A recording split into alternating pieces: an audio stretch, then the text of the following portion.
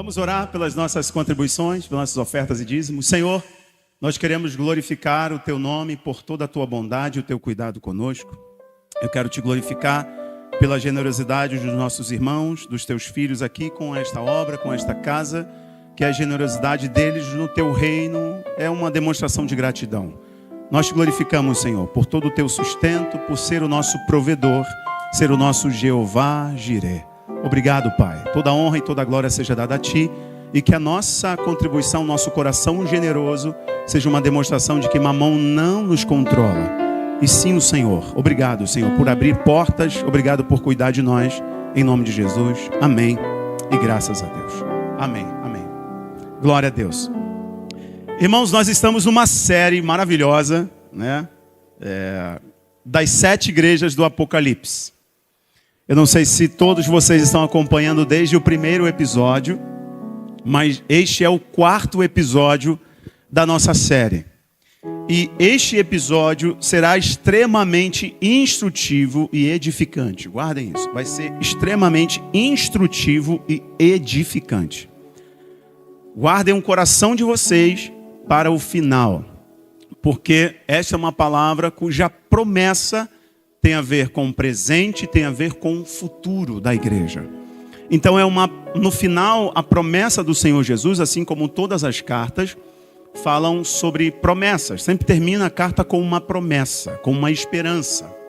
Algo que o Senhor está prometendo aos seus filhos, daquela época da Turquia, da igreja no decorrer da história e da igreja nos dias de hoje. E a promessa feita através de João nessas cartas à igreja de Tiatira é uma promessa muito poderosa para a igreja de hoje, para os crentes de hoje. Posso ouvir um amém? Beleza, vamos lá. Apocalipse capítulo 2, versículo 18. A minha tela apagou, mas não tem problema, eu leio aqui do lado. Vamos ler o texto bíblico e aí depois a gente lê um pouco mais, tá? Eu vou ler toda a carta como nós fazemos e ninguém aqui está com pressa, eu não estou com pressa. Então vamos ler todo o texto bíblico porque é importante e depois nós vamos pontuando a estrutura da carta. Tá bom, irmãos? Se você trouxe a sua Bíblia, abra aí comigo, eu trouxe a minha Bíblia aqui também. Está na tela e eu gostaria que vocês lessem comigo o que está na tela, tá? Vamos lá. Todos acharam? Amém. E ao anjo da igreja de Tiatira escreve: isto diz o Filho de Deus, que tem seus olhos como chama de fogo e os pés semelhantes ao latão reluzente. Eu queria que vocês grifassem, volta lá, 18. Eu queria que vocês grifassem o Filho de Deus. Grifassem, rachurassem no caderninho de anotação de vocês. Depois nós vamos voltar a essa expressão, porque ela é bem importante, apesar de aparecer 32 vezes no Novo Testamento. Vai lá, 19.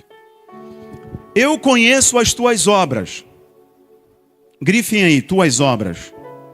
Grifem, e amor. Grifem, e serviço. E fé. E a tua paciência.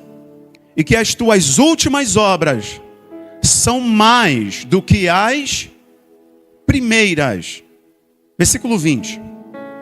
Mas algumas poucas coisas tenho contra ti, que deixas Jezabel, mulher que se diz profetiza, ensinar e enganar os seus servos, para que forniquem e comem dos sacrifícios da idolatria. 21. E dê-lhe tempo para que se arrependesse de sua fornicação, ou da sua imoralidade no original. E não se arrependeu. Vejam a paciência do Senhor, né? 22. Eis que a porei numa cama, e sobre os que adulteram com ela virá grande tribulação, se não se arrependerem das suas obras. 23.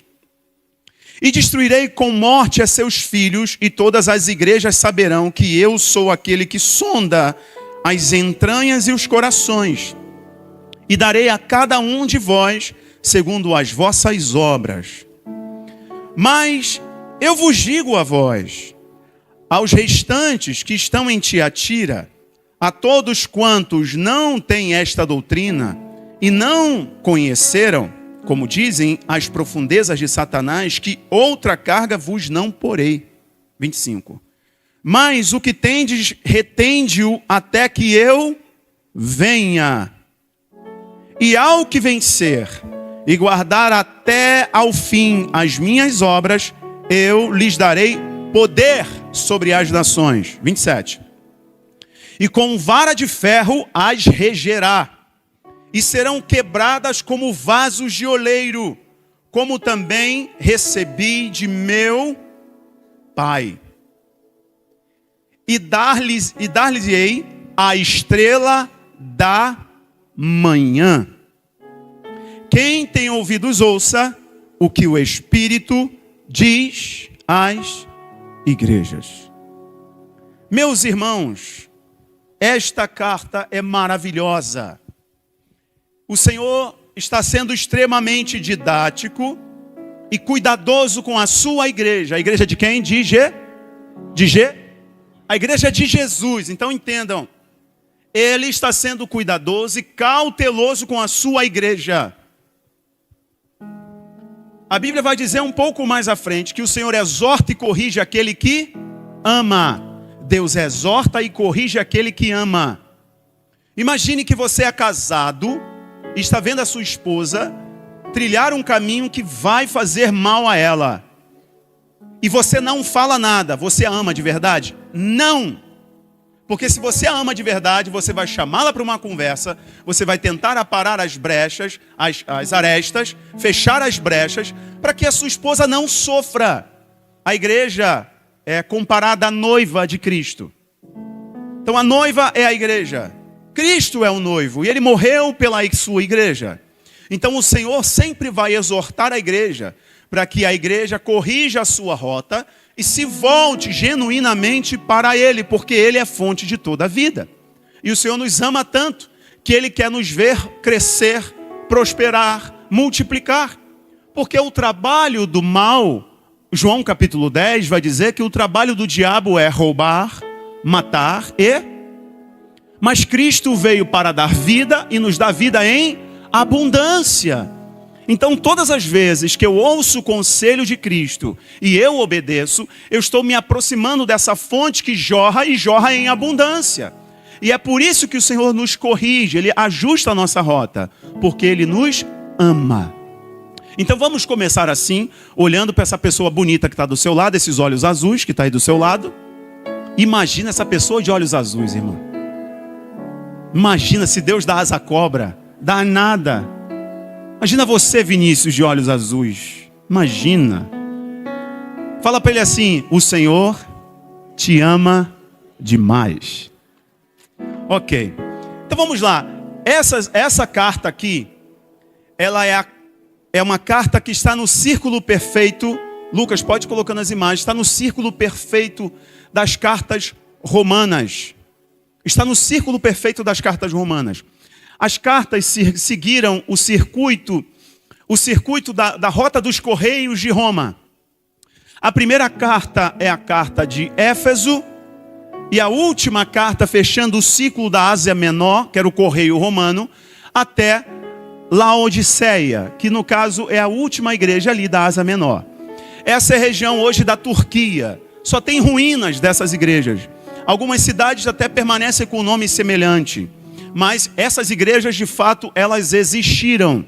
E os conselhos para essa igreja ficam para as épocas da igreja, de modo geral, e para a igreja dos dias de hoje, até a volta do Senhor Jesus, que nós acreditamos ser o tempo que nós estamos vivendo, ou muito próximo do nosso tempo. Não sei dizer com precisão e nem sou aconselhado a isso, nós só devemos seguir os sinais. E o interessante é que esta carta, ela está seguindo esse círculo do correio romano. O Senhor está sendo muito didático para que a comunicação com a sua igreja fosse rápida e fosse fácil, seguindo esse círculo do correio romano. Éfeso começa em Éfeso e termina com Laodiceia, como eu falei para vocês. Então, isso não é só uma questão de logística, mas é uma questão de símbolo profético. Vou repetir. Essa questão das cartas seguirem um correio romano de Éfeso até Laodiceia não significa... Eu trouxe uma imagem aí, Lucas, que é aquela outra imagem que tem um mapa da igreja, das cartas. Coloca aqui o mapa. Se você der uma olhada, está aqui desse lado, ali, ó. Está seguindo esse círculo aqui, ó. Esse mapinha desse lado aqui que você pode ver, está lá também, ó. Éfeso, que é a primeira, Pérgamo, Tiatira, Sardes, Filadélfia, terminando em Laodiceia. Isso é mais ou menos a Ásia Menor, daquele período ali. Hoje é basicamente o território da Turquia. Então segue este círculo aqui. Nós passamos, a pastora ministrou aqui, eu ministrei aqui, agora nós estamos aqui. Então Tiatira ficava entre Pérgamo e Sardes, que no caso é a próxima carta, é a próxima igreja. Aqui não é só uma questão de logística de correio, mas é uma questão de símbolo profético. Porque se Éfeso começa com uma igreja grande, uma cidade próspera, com estádios, com ginásios, uma igreja que sofreu perseguição, que no começo dessa igreja, eles eram extremamente fervorosos e preservavam um amor genuíno, mas esse amor se esfriou, foi a nossa primeira mensagem, o nosso primeiro episódio. Tenho, porém, contra ti que perdeste o teu primeiro amor. Então, Éfeso começou bem, mas terminou mal, perdendo o amor.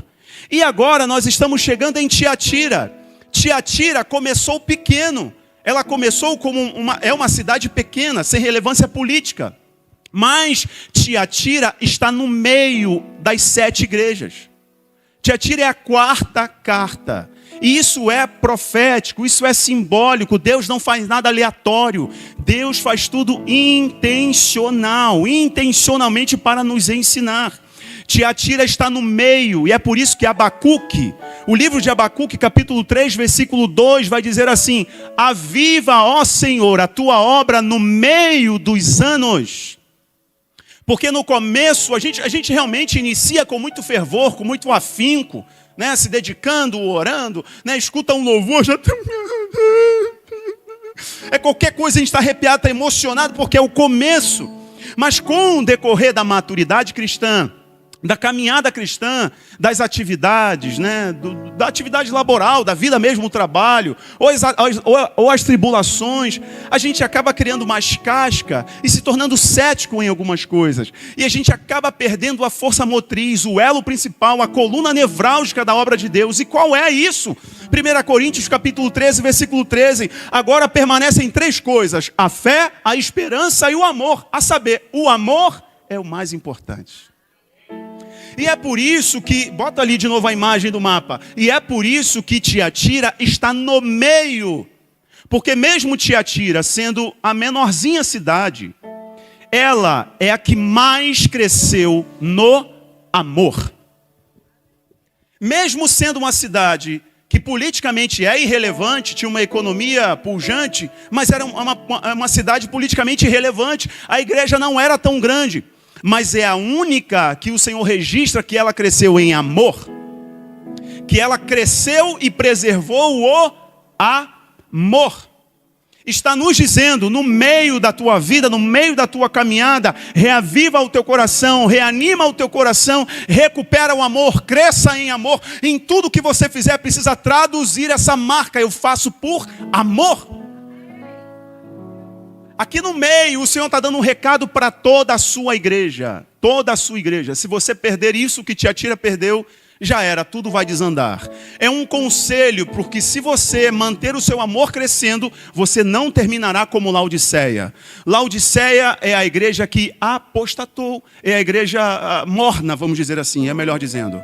E a Laodiceia é a igreja morna. Por nem ser frio, nem ser quente, diz o Senhor: vomitar-te-ei da minha boca.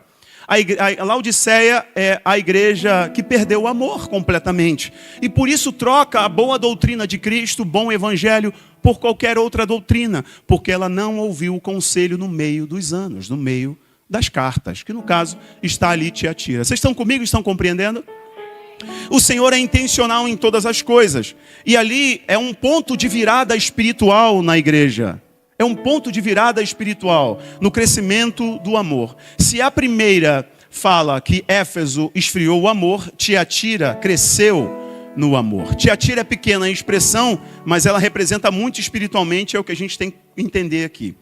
O interessante é que a expressão Tiatira, essa palavra Tiatira, a etimologia, ou seja, a origem da palavra Tiatira, fala sobre comunidade de filhas. Comunidade de filhas.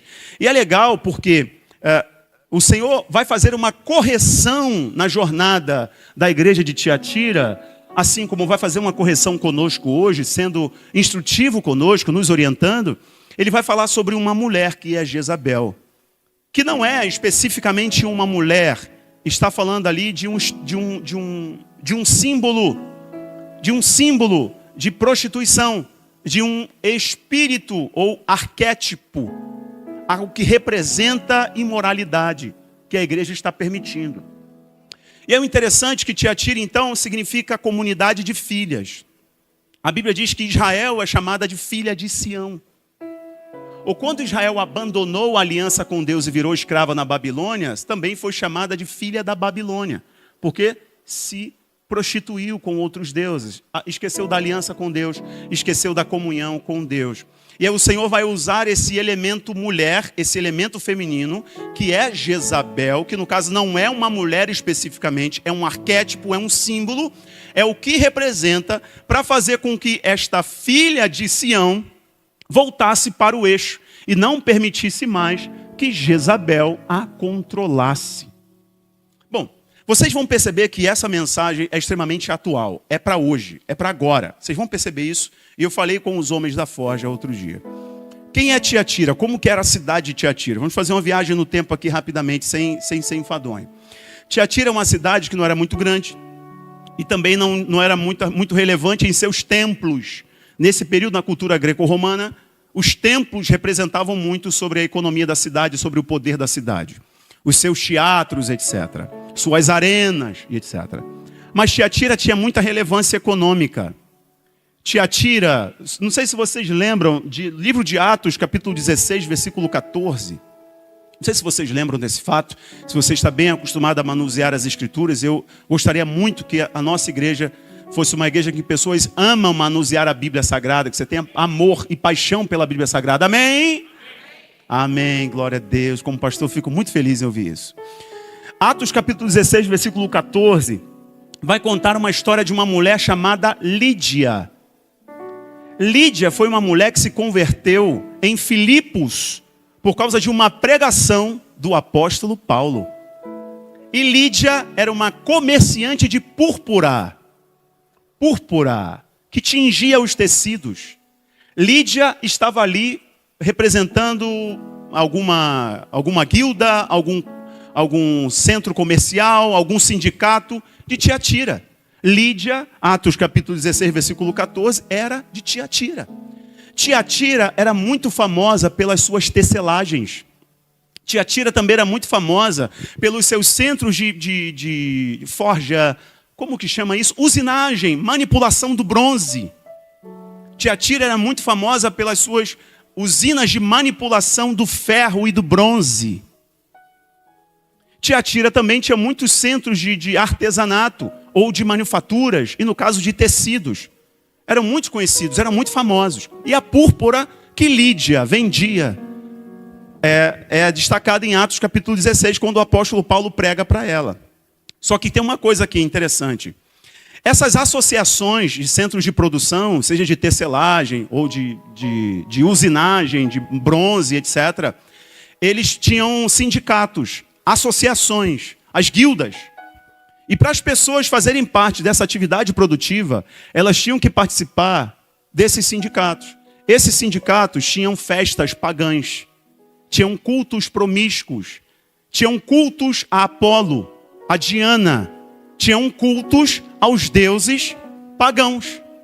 Então, se a pessoa quisesse crescer economicamente, ela era obrigada a participar, ou era assediada a participar desses cultos pagãos.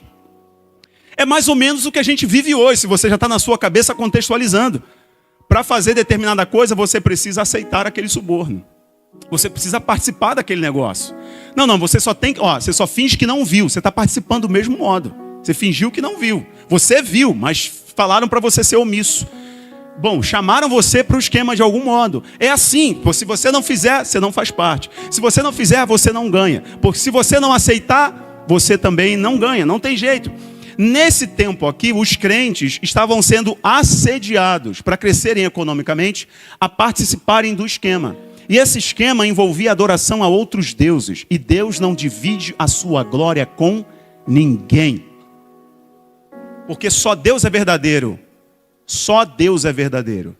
Ok, então isso é bem interessante, guardem isso. E é por isso que vocês vão ver ali, no versículo 18, põe na tela para mim mais uma vez, o versículo 18, vocês vão ver algo aqui, que tem a ver com a estrutura das cartas. Lembre-se, eu falei que ia ser didático com vocês. Então fiquem atentos e sejam pacientes nessa orientação. Versículo 18 vai dizer assim: ao anjo da igreja de Tiatira escreve isto, o Filho de Deus. Eu começo por aqui. Todas as cartas, lembrem-se, todas as cartas têm uma estrutura padrão. Primeiro é o título de quem escreve. São sempre os títulos de Jesus. Nós vimos lá aquele que tem os 7 candeeiros, aquele que tem, né, os 7 castiçais. É a assinatura, certo? Aquele que tem olhos como chama de fogo, são assinatura, títulos de Cristo. Todas as cartas começam assim. E aí vem um elogio, uma exortação e uma promessa. Todas as cartas vão ser assim, ok? Quem Jesus é, o elogio, a exortação e a promessa. O versículo 18 já está aqui, as atribuições de Cristo. Tem os títulos de Cristo. Vejam que interessante. Versículo 18 então vai dizer: isto diz o Filho de Deus. Quem está dizendo aqui? Jesus. O próprio Jesus está dizendo: eu sou o Filho de Deus. Está falando através de quem? Através do anjo. Deus deu as palavras para Cristo, Cristo falou ao anjo e o anjo revelou a João. Guardem isso. Então o anjo está dizendo o que ouviu da boca de Jesus. Assim diz o Filho de Deus. O que é isso daqui, para ser instrutivo com vocês? Na cidade de Tiatira tinha um templo ao deus Apolo. Apolo é conhecido na mitologia grega como o filho de Zeus. Então não é à toa que Jesus está dizendo: assim diz aquele que é o Filho de Deus, porque não há outro além de mim. Aqui Jesus já começa dizendo: sou eu o Deus verdadeiro e seja qualquer outro mentiroso. Glória a Deus. Alguém pode dar mais um glória a Deus junto com a pastora aí ou não? Então diz o Filho de Deus, por quê? Apolo não existe. Quem é Apolo? É mitologia, não é nada, não é ninguém, é só uma imagem. É um símbolo que vocês construíram feito por mãos humanas, imaginação humana. Mas assim diz aquele que é o Filho de Deus. Então de cara o Senhor está dizendo quem Ele é, em contraposição a quem eles adoravam. Aí vamos continuar, olha só. Que tem seus olhos como chama de fogo. Olhos como chama de fogo. Propositalmente o Senhor está fazendo referência a duas coisas. As usinas que manipulavam o bronze, as forjas que forjavam os instrumentos metálicos. O Senhor está fazendo didático com a igreja, porque eles entendiam disso. Só que a Bíblia vai dizer assim: ele tem olhos como chama de fogo, ele vê o que ninguém vê, ele sonda o que ninguém sonda, ele conhece o que ninguém nem conhece. Antes de você chegar aqui, o Senhor já sabia o que você passava, ele sabe dos teus pensamentos, ele sabe o que você viveu ontem, o que você está vivendo hoje, o que você vai viver amanhã. O salmista vai dizer assim: Senhor, tu me sondas, me conhece, sabes o meu deitar, o meu levantar, ainda que a palavra me venha à boca, tu já conheces. Eu lembro de um episódio, porque o Senhor, Ele conhece o coração, o Senhor sabe do teu coração, Ele sabe o que você está passando, Ele sabe o que você está lutando, Ele sabe o que você está vivendo, amém ou não amém? O Senhor não vê como o homem vê, porque o homem vê a aparência, o Senhor teu Deus, Ele vê o coração. Coração aqui é só um símbolo, porque é só um órgão, não é um músculo. O Senhor vê a sua mente, porque aí é onde a coisa acontece. Ele sabe o que está no teu interior. Eu lembro do episódio em que Samuel, o grande profeta Samuel, que ungiu o primeiro rei de Israel. Qual foi o nome do primeiro rei de Israel? Saul. Homem que foi escolhido segundo o caráter do povo, o coração do povo. Porque Saul era grande, era bonito, mas era desobediente, insubmisso, rebelde. Foi escolhido para representar o coração do povo. Davi, vai dizer a Bíblia, foi um homem segundo o coração de... Porque quem o escolheu? Foi Deus. Mas a Bíblia diz que quando Davi foi ungido, o Senhor mandou Samuel, o profeta, ir até a casa de Jessé, o pai de Davi. Jessé, o belemita. Quando chegou na casa de Jessé, Jessé tinha muitos outros filhos, você sabe da história. Quando chegou lá, os filhos mais velhos foram colocados na frente, porque esses filhos mais velhos já trabalhavam no exército. Já eram homens habilidosos com a arte da guerra, com a diplomacia do Estado. A recém-criada nação de Israel, que estava tendo vitórias contra os filisteus e assim por diante. Mas é uma nação que estava sofrendo agora porque o rei decidiu abandonar a aliança com Deus, decidiu ser desobediente. Então Samuel chega até a casa de Jessé e Samuel diz assim: tragam os teus filhos. Vem o primeiro filho, Samuel, palhaçada. É dele não? Então Samuel, o profeta, viu o filho de Jessé, o mais velho, bonitão, grandão, que trabalhava no exército, né? É esse que é o rei. Deus diz, não, para, não é esse aí não. Ah, então é o segundo, porque na hierarquia, o mais velho, depois vem o mais, né? O segundo, esse, não é. E vem o outro, não é. Até que Samuel estava ficando cansado e falou, pois todos os teus filhos? Aí Jessé lembra, diz, não, ainda o mais novo, ele está no campo, apacentando as ovelhas. Aí o Senhor o escolheu para ser. Para aqueles que gostam de... O bronze reluzente, o que é isso? Bronze é firmeza. Bronze é juízo. Lá no Antigo Testamento, quando Deus instituiu, eu vou falar uma coisa para vocês, eu me arrepio quando leio isso aqui. E é o meu sonho ouvir do Senhor enquanto pastor de vocês, lá na eternidade, porque eu sou pastor de vocês. Lá naquele dia, lembre-se, é uma cidadezinha pequenininha, sem relevância política ou até mesmo grandes templos. Mas olha o elogio, essa é a maior carta, gente. Entendam? Mas Jesus gastou teu amor. Eu conheço o teu serviço. Tua perseverança, tuas últimas obras são maiores do que a primeira. Tiatira cresceu nas obras, o amor dela cresceu nas obras, a igreja prosperou. Ok, qual o problema dela? Esse amor não preservou a verdade, e aí virou cumplicidade. Vamos perceber isso. Agora vai entrar o versículo 20. Guardem outra coisa, a maior carta é a de Tiatira, não é de Filadélfia. E comam sacrifícios da idolatria.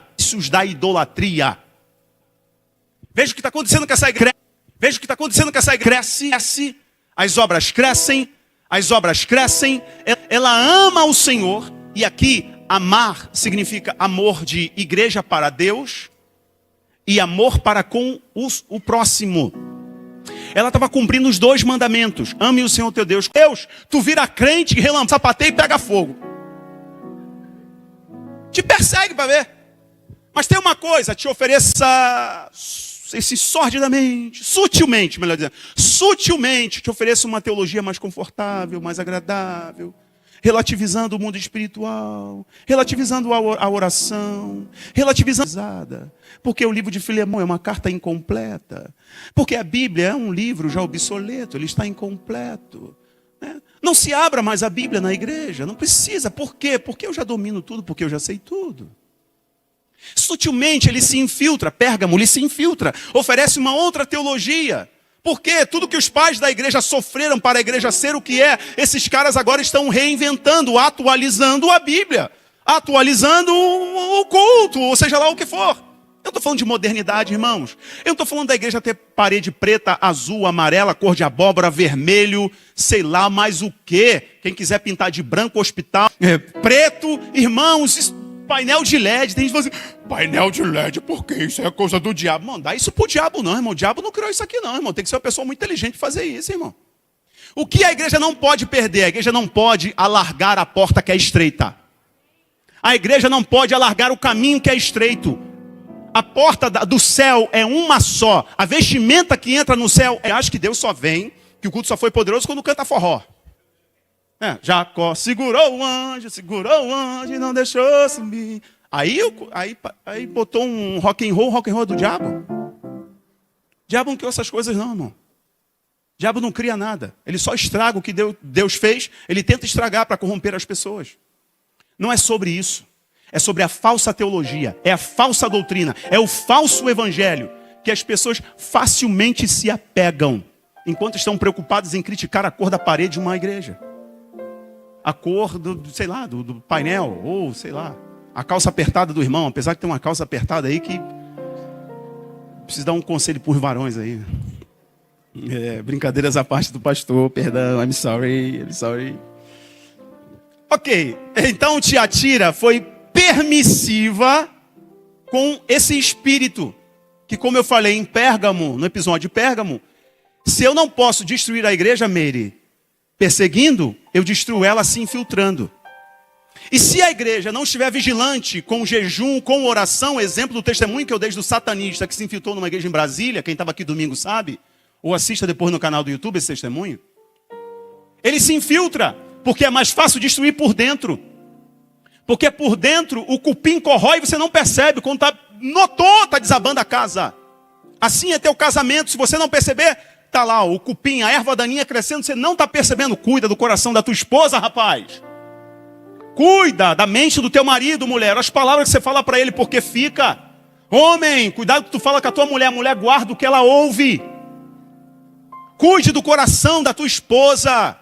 Você não precisa reafirmar a sua masculinidade, destruindo o emocional da tua esposa. Porque para ela perceber que dentro de casa tem um macho, você precisa gritar, tu não é mais macho. Para você ser um sacerdote, você conquista pelo exemplo. A autoridade é no exemplo, não é na gritaria.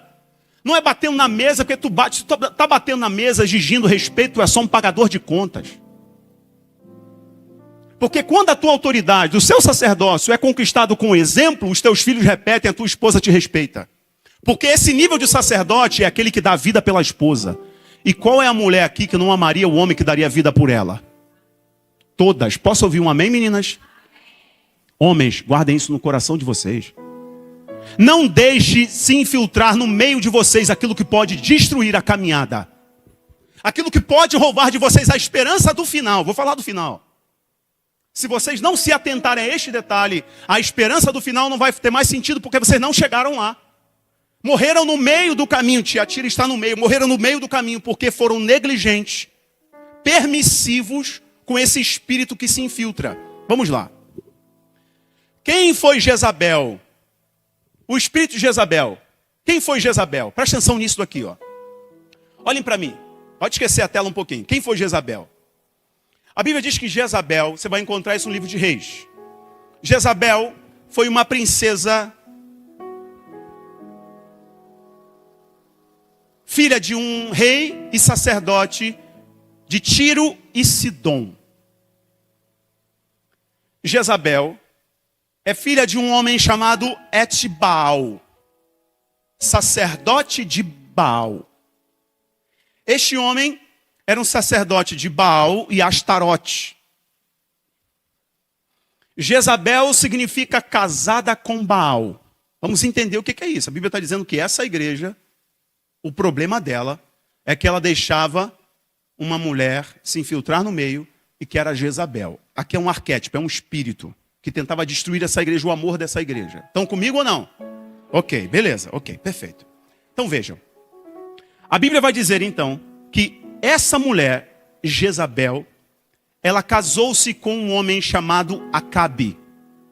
Acabe era rei de Israel. Israel, o reino foi dividido entre norte e sul. O reino do norte era Israel, cuja capital era Samaria. E o reino do sul era Judá. Vejam isso. Israel, prestem bem atenção nisso, tá? Israel, nesse momento aqui, Israel unificado. Nesse momento aqui, Israel, ele tinha um rei chamado Acabe. Acabe era de uma dinastia dos Inri, ou Inrinitas. Inri era um homem que se distanciou da linhagem de Davi. Linhagem que eu digo é questão, posição ideológica, de culto a Deus, adoração a Deus. Inri, dessa dinastia, adorava a outros deuses. Isso se chama prostituição espiritual. Acabe era dessa linhagem. Acabe era um homem fraco. Um homem que não sabia se posicionar. Guarda isso daqui em nome de Jesus. Homem fraco. Não sabia se posicionar. A mente dele se removia facilmente. Homem confuso. Ele decidiu então fazer um casamento diplomático. Casamento estatal. Ele casou-se com a filha do rei de Tiro e Sidom. O nome dele era Etbaal e essa filha era Jezabel. Jezabel se casa então com um rei de Israel chamado Acabe. Jezabel, o que ela fez quando ela casa com Acabe? Ela instituiu o culto a Baal como culto oficial. Ela institucionalizou a adoração a Baal. Como? Aí vocês vão entender a história bíblica. Alguém aqui de vocês lembra do episódio do Carmelo, do Monte Carmelo, que Elias fez fogo descer do céu? Esse episódio foi contra 450 profetas que eram mantidos financeiramente por Jezabel. Ela era adoradora de Baal. E ela institucionalizou o culto, ou seja, o dinheiro do Estado era para manter os seus profetas. O seu pai, rei de Tiro e Sidom, era adorador, sacerdote de Astarote. Quem é Astarote? Astarote é a deusa da fertilidade, ou a mãe terra, ou Ishtar, ou Inanna, ou Acera, ou Pachamama. É a mesma coisa. O Vaticano fez uma homenagem a Pachamama. Está falando do mesmo demônio. Desculpe se tem alguém aqui que é católico apostólico romano. Se você estudar, você vai ver que é verdade que eu estou falando. Isso foi em 2019. O Vaticano cunhou uma moeda em homenagem a Gaia, ou Pachamama. É a mesma coisa. Inara, Inanna, Ishtar, Astarote. É a mesma coisa. É a rainha da fertilidade, a rainha dos céus. Ela era responsável por receber a fecundação que vinha de quem? De Baal. Eles acreditavam, vocês vão entender agora, ó, a pancadaria, ó. Eles acreditavam que o sêmen de Baal regava a terra. Que loucura, não? Os caras ficavam dançando, fazendo dancinha da chuva, e se cortavam, porque eles acreditavam que enquanto chovia, era Baal que estava semeando na terra. Você entende agora por que Elias faz aquele desafio? Faca na caveira? Elias sobe para o Monte Carmelo e diz assim: vamos fazer um desafio. Reúna os profetas do teu pai, Etbaal. 400 profetas de Acera, ou Astarote, mesma coisa. Reúna os teus profetas, 450. Quantos deu? Eu não sou bom de matemática. 400 mais 450. 850. Sou eu sozinho agora. Nós vamos clamar. O Deus que fazer fogo descer do céu, esse é Deus verdadeiro. Elias não aguentava mais esse espírito que se movia em Jezabel. Porque ela passou a controlar o reino. Ela controlava a casa. Jezabel é o símbolo da mulher empoderada. E do homem banana. Eu estou falando rasgado mesmo, eu estou na minha igreja. Se fosse outra igreja, eu não falava assim não. Vocês são tudo doidos de vir aqui me ouvir mesmo? Jezabel é o símbolo do feminismo radical. É o símbolo dessas porcalhadas. Heteroflex, heterotop,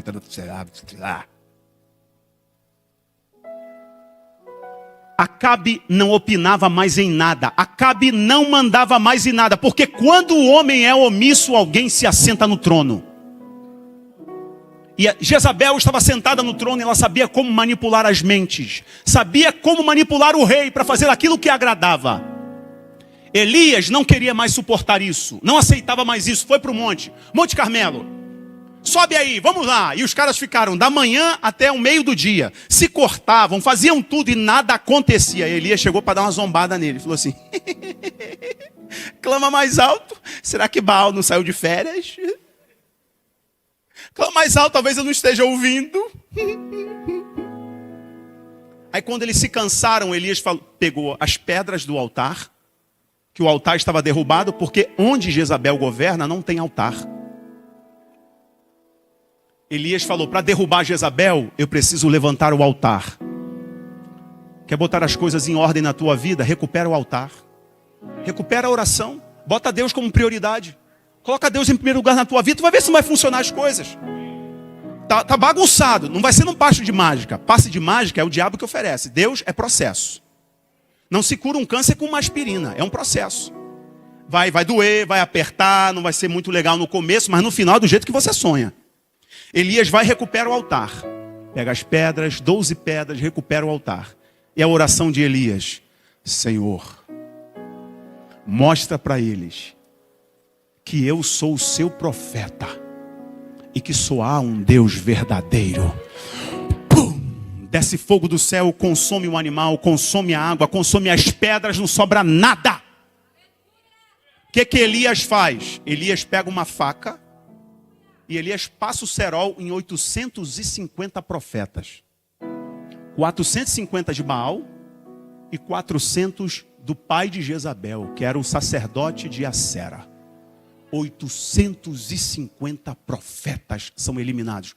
Por que eles estavam ali? Porque enquanto com os profetas tinha uma escola, havia uma escola de profetas, que essa escola vem da época de Samuel. Samuel, o grande profeta Samuel, criava uma escola de profetas. A Bíblia diz que quando Saul quis matar Davi, eu estou falando de muitas coisas, mas para que aguçar o entendimento de vocês, vocês leiam as Escrituras e amem a palavra de Deus. E essas coisas não estão soltas, estão conectadas. Escuta isso, ó. Quando Saul quis matar Davi, Davi se refugiou na escola de profetas.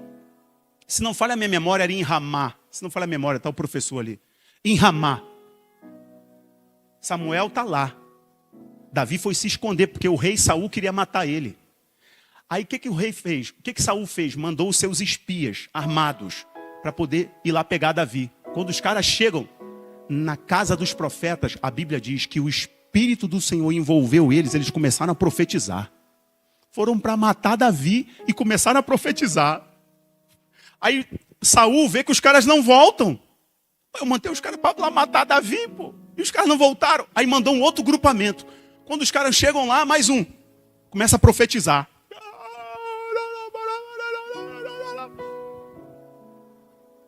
Só sei que na última vez, o próprio Saul vai. Quando Saul chega, a unção que estava ali naquela escola de profetas envolve Saul, o rei que queria matar Davi. E ele começa a profetizar também. Sabe por quê? Na escola de profetas tem altar. Deus está no centro. A tua casa tem que ser esse ambiente, meu irmão. Chegou lá, tem uma atmosfera de tanta graça, de tanto amor, de tanta presença. Eu quero ver a sua casa assim, você testemunhando isso. Pastor, minha casa está cheia da presença de Deus, pastor. Minha casa está cheia da graça de Deus. E é isso que tem que ser na sua casa, na sua empresa, nos seus negócios. Amém, irmão? Ok, então vejam isso daqui.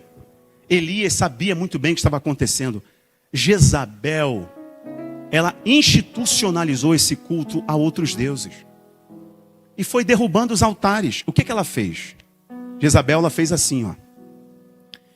Ela manteve 850 profetas sob o cuidado dela.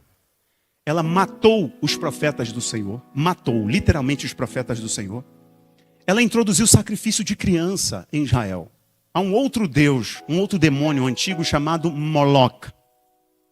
Moloque, as crianças eram jogadas dentro de um caldeirão.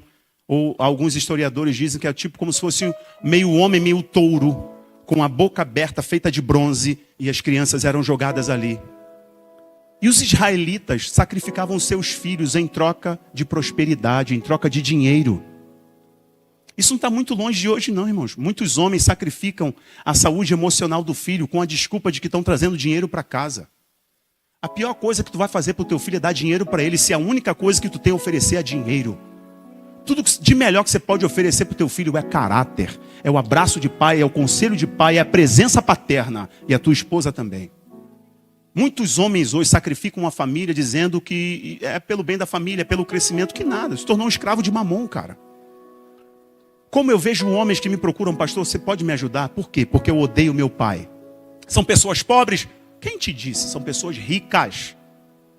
Cuidei de um há pouco tempo atrás, alguns anos atrás. Queria se matar. Me procurou querendo se matar. Dono de uma grande fábrica aqui no Rio de Janeiro. Gigante! Milhões e milhões na conta. Querendo se matar. Ele falou para mim. Eu perguntei para ele logo de cara. Como foi teu pai? Ele chorando, olhou para mim, fechou o semblante e disse: eu odeio meu pai. Tudo que o meu pai me deu foi só dinheiro. Eu só queria que ele fosse o meu pai, ele nunca foi. Israel sacrificava os seus filhos a Moloque. para poder a terra germinar. Sacrificavam os filhos a Baal para poder ter dinheiro. Nós estamos numa geografia que os casamentos são sacrificados porque o dinheiro deu significado a tudo. O cara acha que pode trocar de mulher facilmente assim, ó, no estalar de dedos, porque ele tem dinheiro. E a mulher já se coisificou a tal ponto que se submete a isso. Troca de um para cá, de um para lá, de um para cá, que está tudo certo. Talvez você que está me ouvindo na internet não se assuste. O Senhor exorta e corrige aquele que ama. E essa pregação é para mim, essa palavra é para mim. Estou pregando para vocês e para mim. Israel fez isso por causa de Jezabel. Jezabel é o símbolo da prostituição espiritual. Anota isso daí, bota nos teus stories, guarda no teu coração, guarda na tua mente e nunca mais esquece. O que toleramos hoje governará os nossos filhos amanhã. O que eu tolero hoje governa ou a minha vida ou os meus filhos amanhã. Tem coisas que nós não podemos tolerar. Como que o espírito de Jezabel, ele age? Tem algumas marcas visíveis no espírito de Jezabel. Primeiro, ele controla governos e estrutura de poder. Ao lado de todo homem corrupto há uma Jezabel. Anota e depois me fala se não é verdade. 2, Jezabel corrompe a adoração a Deus com sincretismo religioso.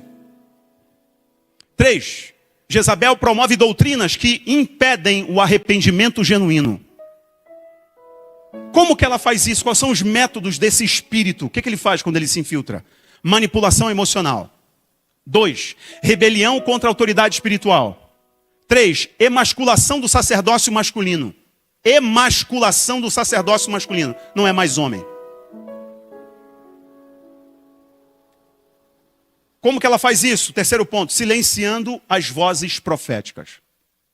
Irmãos, esse espírito de Jezabel, ele não tem problemas com igreja grande. Esse espírito de Jezabel, ele não tem problemas com igreja cheia.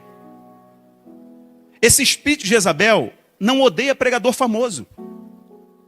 Esse espírito de Jezabel só se opõe e só luta contra, só odeia a igreja que prega contra o pecado.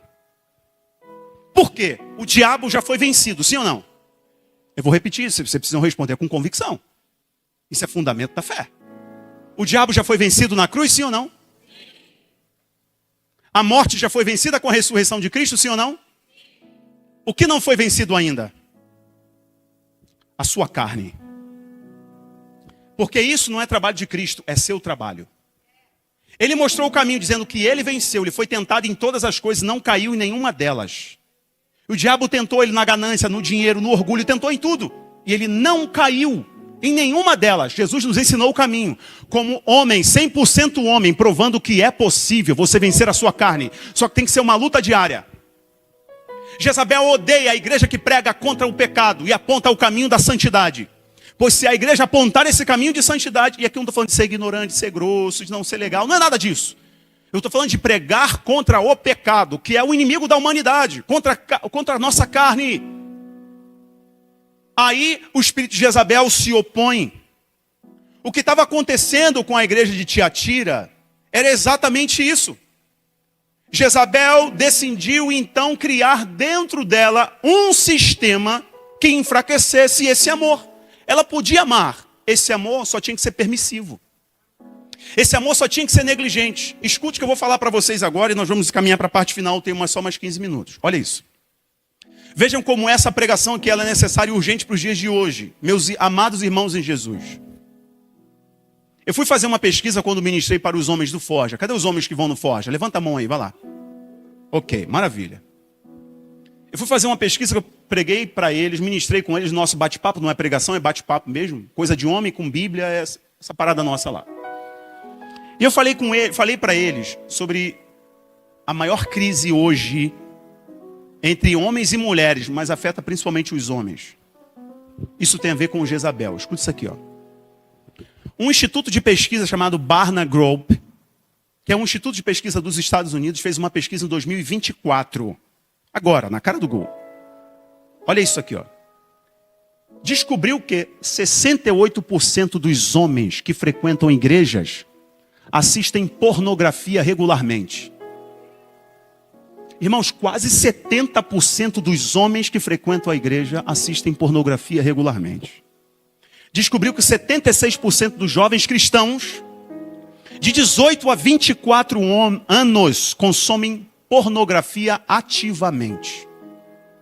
Descobriu que 57% dos pastores dizem que o principal problema de sua igreja é a dependência em pornografia.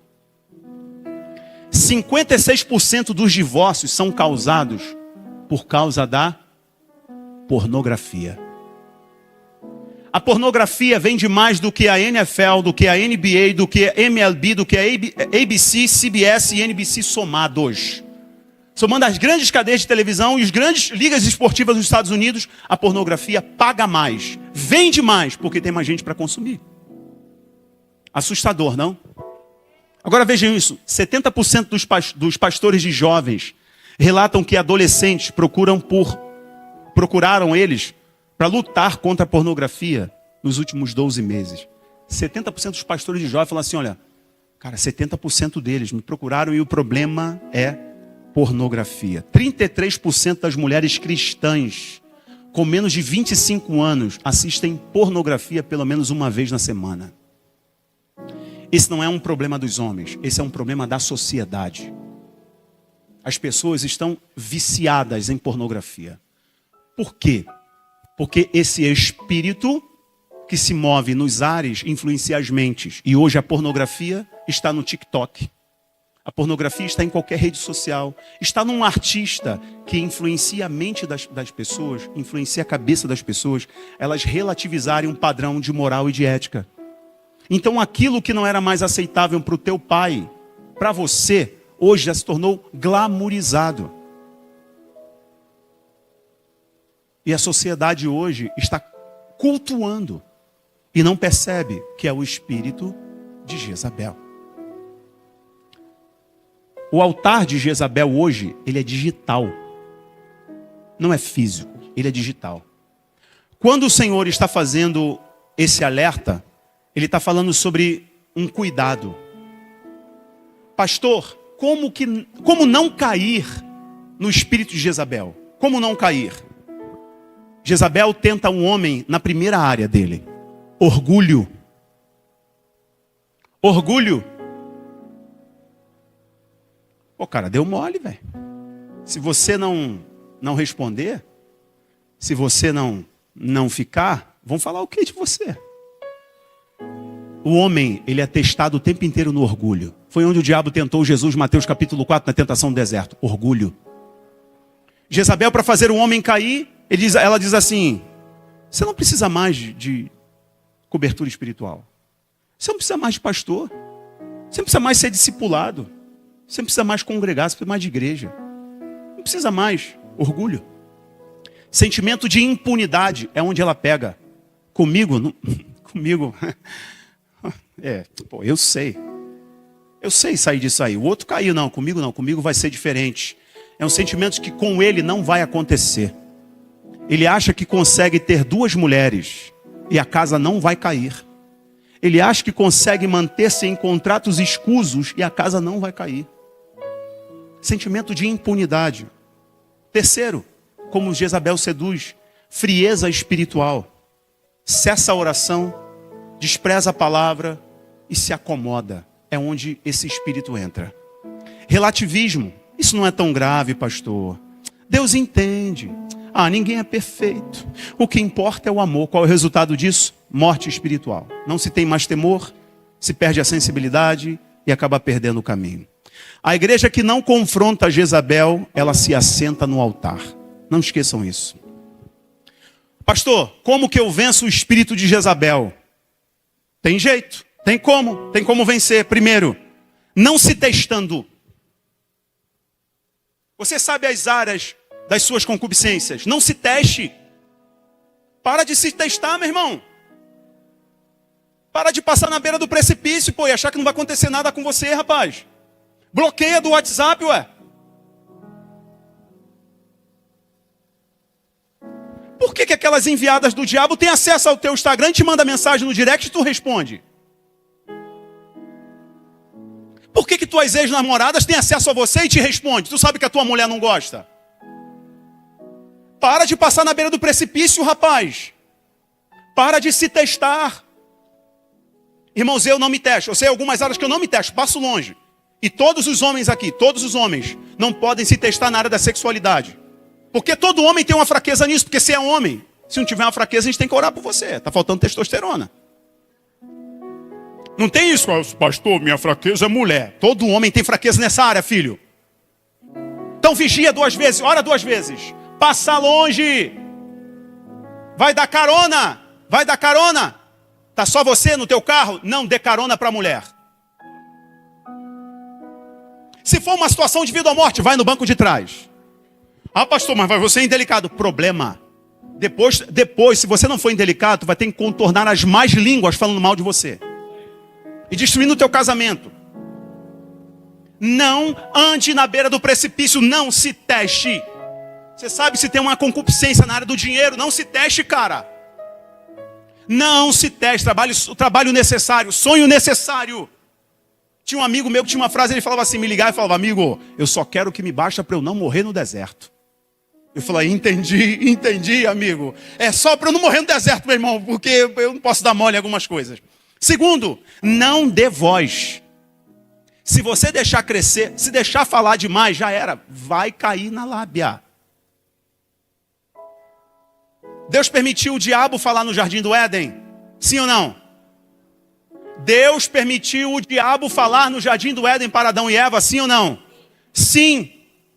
Mas foi decisão de Adão e Eva dar ouvido à voz do diabo. É sua decisão. Quer vencer o espírito de Jezabel? Não se teste. 2, não dê ouvidos. Porque se você ouvir a primeira, olhou a segunda, já está na beira do precipício. Vigia, segura a onda. Terceiro, busque santidade. Eu sei que falar de santidade hoje não está mais em moda, né? Não dá mais, não é viral, não é, né? Não dá tanto like. Mas a única roupa que a gente entra no céu, irmãos, é com santidade. Não tem outra. Não tem outra.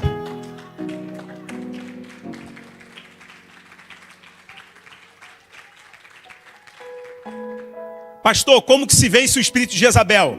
Para a gente entrar nas promessas e concluir nosso culto hoje. Abra aí 2 Reis capítulo 9. Vamos lá, manuseia a Bíblia aí. 2 Reis capítulo 9. Vai lá. 2 Reis capítulo 9. Eu vou pedir para o Lucas colocar na tela para mim, se for possível. Não quero te atrapalhar aí, Lucas. 2 Reis capítulo 9. Nós vamos ao versículo 31. Eu gostaria que você lesse comigo, porque aqui é o checkmate. Agora você vai aprender como que você vence esse espírito de Jezabel. 2 Reis capítulo 9. Oh, aleluia. Podemos ler? E diz assim: e entrando Jeú pelas portas, disse: teve paz Zirre, que matou a seu senhor. 32. E levantou ele o rosto para a janela e disse: quem é comigo? Quem? 2 ou 3 eunucos olharam para ele. 33. Então disse ele: lançai-a daí abaixo. E lançaram-na abaixo, e foram salpicados com o seu sangue a parede e os cavalos. E Jeú a atropelou. 34.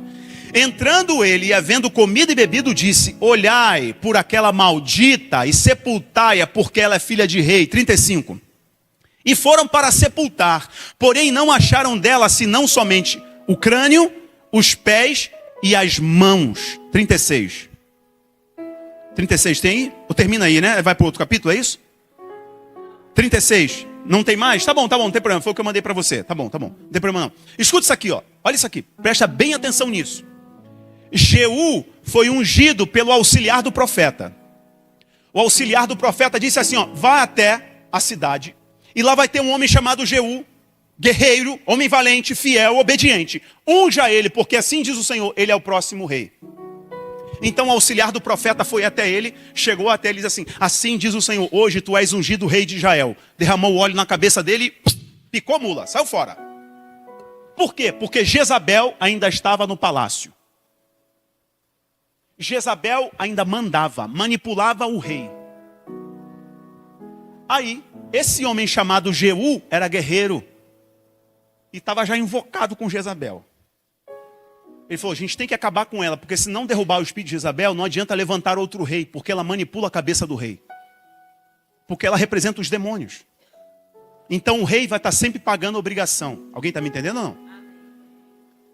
Então o que ele fez? Me ungiu o rei, primeira coisa que eu vou fazer, eu preciso acabar com Jezabel. Não tem como uma casa prosperar se ela estiver dividida. Jesus disse, reino dividido não subsiste, não prevalece. Jeú monta no cavalo e vai para onde? Para onde Jezabel está. Os versículos anteriores ao 31 vai dizer o seguinte, quando Jeú chega na entrada, Jezabel pinta os olhos. Já estava uma véia coroca, mas ela pinta os olhos. E vai para onde? Vai para a janela.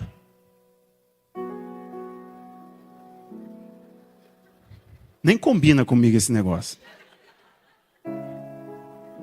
Glória a Deus. E ela fica lá assim, ó. Irmãos, o diabo não inventa roda.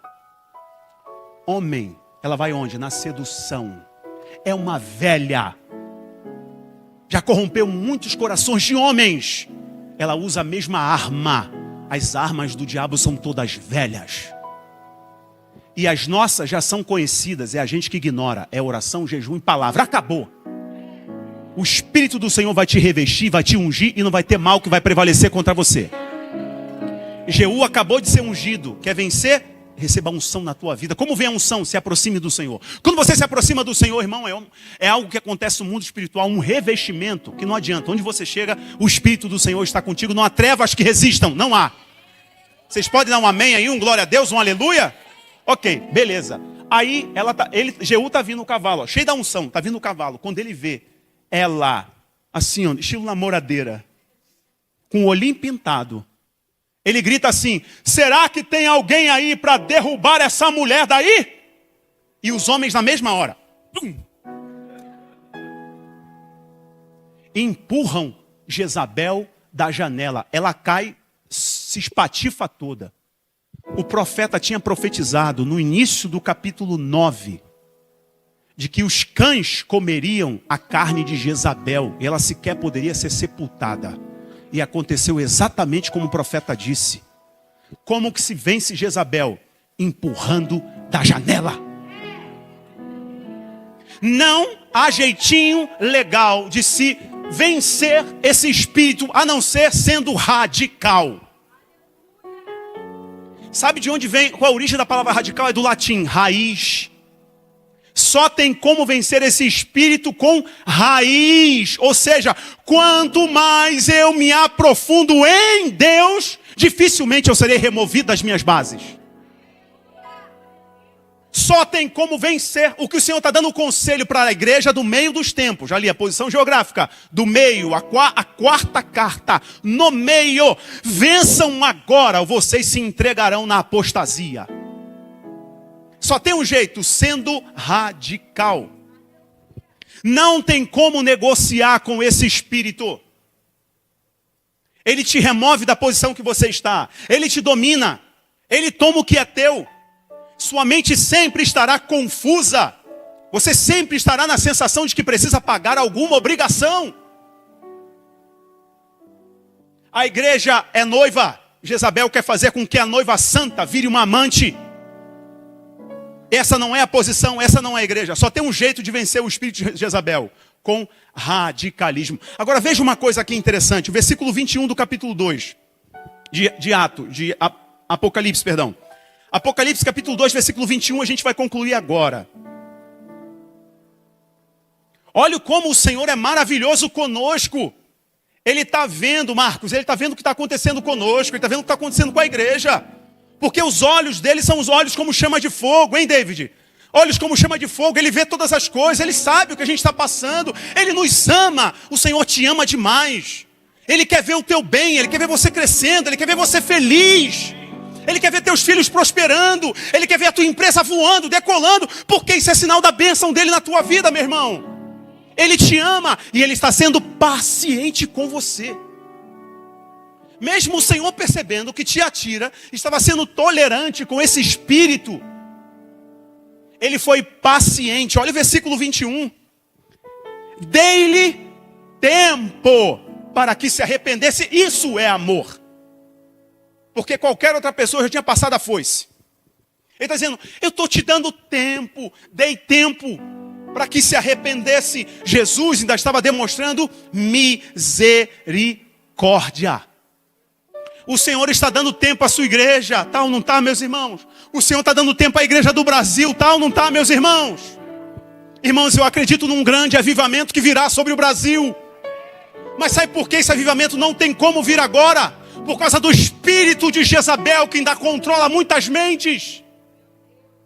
Porque uma unção derramada sobre meninos ou mente corrupta gera escândalo. E o Senhor é responsável com a sua igreja. Então, quanto mais a igreja se aproximar do evangelho genuíno, do evangelho dos apóstolos, mais o Senhor derramará do seu espírito, do seu poder, da sua graça, da sua autoridade. Algumas pessoas me perguntam, pastor Rafa, por que a gente não vê tantos milagres? É porque hoje em dia a gente cura uma pessoa e já faz daquilo um escândalo público na internet. E daqui a pouco eu estou passando meu paletó. Olha aí. Eu estou enxugando a minha cabeça com o meu suor aqui, com o meu lencinho, e estou vendendo por milão. Deus é o mesmo, Ele cura, Ele salva, Ele prospera, Ele liberta. Ele cura a AIDS, Ele cura o câncer, Ele levanta da morte. Está aqui um exemplo vivo, eu estava morto, Ele me deu uma segunda chance. Por que não faz hoje? Porque hoje as pessoas decidiram negociar. E Jezabel sabe como controlar. Não tem problema igreja cheia. A igreja só não pode pregar contra o pecado. Só não pode pregar arrependimento. Porque se pregar vai criar um problema. Olha o que o Senhor faz com essa igreja agora. Ele apertou. Agora Ele vai entregar para aqueles que resistiram. E às vezes a gente tem que resistir o aperto do Senhor, né? Às vezes o Senhor aperta e as pessoas saem, fogem. Mas Jesus, foi assim com Jesus. Jesus quando pregava as pessoas saíam de perto. Até os discípulos de Jesus chamaram Ele e falaram assim, Senhor, a tua pregação é dura demais, Senhor. Aí Jesus olha para ele e fala assim, ei, vocês não querem meter o pé igual os outros não? Não querem não? Estão afim não de ir embora? Muitos foram, outros vieram. E o reino de Deus continua sendo pregado. Então aqueles que resistirem a esse aperto que foi até agora, esse ajuste que tem que ser até agora, porque irmão, eu preciso disso. Eu não sei vocês, mas eu preciso. Eu preciso porque eu sei que o Senhor me ama. Eu sei que Ele quer o meu bem. Eu sei que Ele me quer. Eu sei que Ele me quer assentado na mesa na eternidade. Só que quem resistir vai ouvir isso daqui que vocês vão ouvir agora. E essa promessa é para vocês. Amém ou não? Versículo 26 até o versículo 29. Versículo 26 vai dizer assim, põe aí. E ao que vencer quem? Vencer o quê? Pensem a palavra. Pensem a palavra. Quem precisava ser vencido aqui? Era o diabo? Ou era um arquétipo? Era um espírito que estava sendo infiltrado na igreja? Jezabel. Ele diz, ao que vencer. Como é que Jezabel foi vencida? Empurra da janela. Não dê mais corda, não dê mais voz. Não dê mais atenção. Seja radical em Deus. Radical não estou falando de ser grosso, nada disso não, em nome de Jesus. Estou falando de ser radical, é raiz, profundidade, buscar a Deus. Santidade, arrependimento. Eu já falei para vocês, aquele que mais se aproxima de Deus é o que mais pede perdão, é o que mais chora. Porque quando a gente se aproxima de Deus, a gente vê que a gente não é nada. As nossas trevas aparecem, a gente só chora. Então não tem isso de que eu estou santarrão, estou botando o dedo acusando os outros. Isso é bobeira, irmão, isso é religiosidade. Vamos lá, olha que coisa maravilhosa. Versículo 26, ao que vencer e guardar até ao fim as minhas obras. Veja, não é guardar as obras de Jezabel. É guardar as minhas obras. Eu lhe darei poder sobre as... O que é isso? Isso é reino milenar. Jesus, quando voltar na sua glória, montada em seu cavalo branco, na sua coxa escrito Rei dos Reis e Senhor dos Senhores, com a sua roupa salpicada de sangue, com seus olhos como chama de fogo, seu cabelo branco como a neve, como o livro de Apocalipse vai descrever para a gente, cercado de uma miríade de anjos, ao som da última trombeta. Ele vai resgatar o seu povo. Primeiro os que morreram com ele, depois os que estiverem vivos, e se vos subiremos ao som da última trombeta, igreja do Senhor. Depois desse processo, nós reinaremos com o Senhor durante 1000 anos na terra e regeremos as nações. Essa é uma promessa de governo para a igreja que destronou Jezabel. Ele está dizendo, se você me ouvir, se você me obedecer, eu vou te dar posição de governo. Isso é galardão. O Senhor vai recompensar a tua luta. O Senhor vai recompensar a tua oração. O Senhor vai recompensar a santidade. O Senhor vai recompensar a tua busca. Será que você está percebendo o que está acontecendo aqui ou não, igreja? Essa é uma promessa futura. Você reinará comigo. Isso daqui não está falando de agora, está falando de futuro. Está falando do reino que será estabelecido a partir de Jerusalém. E nós regeremos as nações com poder e com autoridade, com o nome que nós não conhecemos ainda. Estaremos juntos com segue ali, 26, 27. E com vara de ferro serão quebradas como vaso de oleiro. Um cajado, um cetro de ferro, uma autoridade. A autoridade foi a que eu recebi do meu pai. Eu estou colocando na tua mão. Por favor, levanta a tua mão e eu quero declarar essa autoridade sobre a tua vida. Essa autoridade virá sobre a sua vida para você fazer a obra do Senhor. E o Espírito verá.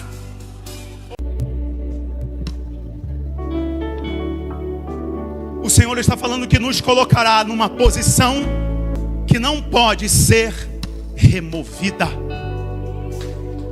Essa autoridade é para a igreja de meu Pai. Jesus fez tudo pelo Pai, porque Ele obedeceu ao Pai.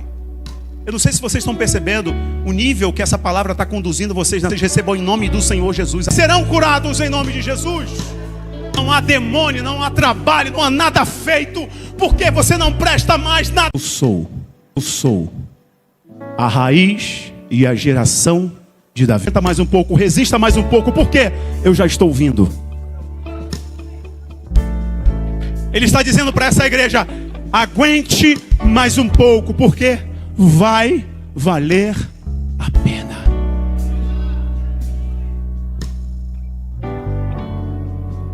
Rapaz, lembra de vai valer a pena?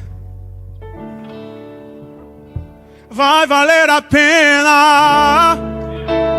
Vai valer a pena. Vai valer a pena mesmo, eu sei.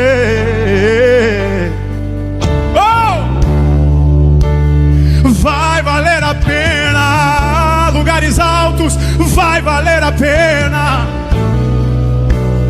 Vai valer a pena mesmo. Fica de pé, meu irmão, vai, fica de pé cantando isso, vai, diz aí, vai valer a pena. Vai valer a pena. Vai valer a pena. Vai valer a pena mesmo. Quando o grande dia chegar, diz aí, vai. O grande dia chega e ele vem. Diga. Quando o grande dia, eu te direi.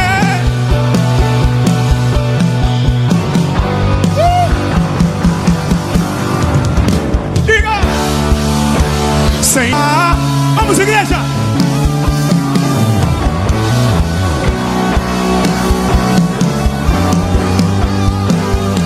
Vamos, vai valer a pena!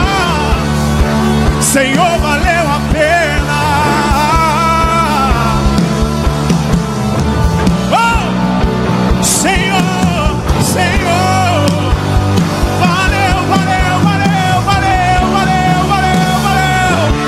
Foi difícil, manhãs difíceis, noites difíceis, dias de tribulação, mas acredite, no final nas horas de oração. Vai valer a pena o teu pedido de perdão. Vai valer a pena o abraço dos teus filhos. Vai valer a pena reatar a comunhão com a tua esposa. Vai valer a pena se manter fiel. Vai valer a pena, Senhor. Senhor, valeu a pena mesmo. Senhor, valeu a pena. Vai valer a pena.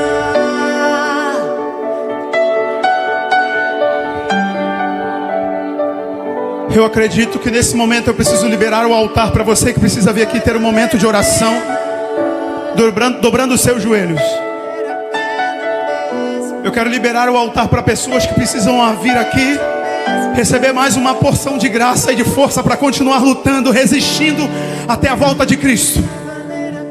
Se você precisa ter um tempo de oração agora aqui no altar, eu estou liberando para você vir aqui à frente, aqui agora. Corre para cá em nome de Jesus. Corre para cá, dobra.